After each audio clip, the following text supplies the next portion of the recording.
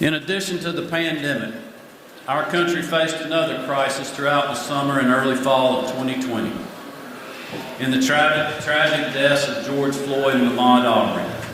The entire nation witnessed injustice with our own eyes, and I was proud to support peaceful protests that drew the world's attention to these terrible acts.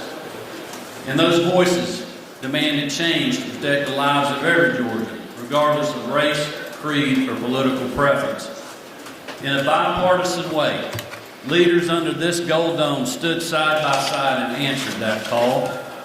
Together we passed meaningful hate crimes legislation that reaffirmed Georgia's commitment to be a welcoming state that values the life of each and every one of its citizens.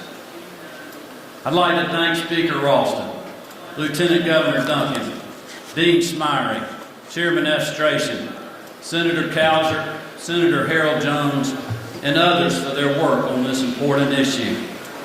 Oftentimes, the best of what is accomplished in this building is achieved when we put politics aside and simply do what is best.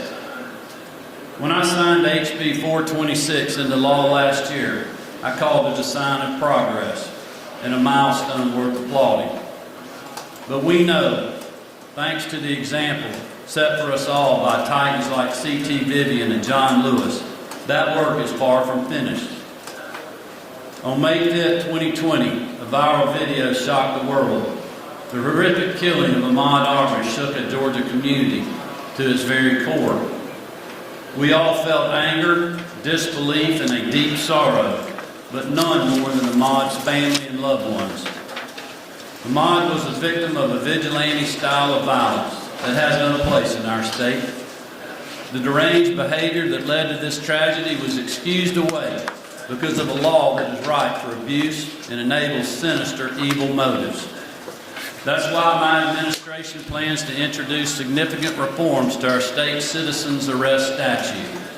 In working with legislative leaders and members of both parties, I believe that we can take another step toward a better, safer, and more just future for our state. We can again send a clear message. Georgia is a state that protects all of its people and fights for injustice wherever it is found.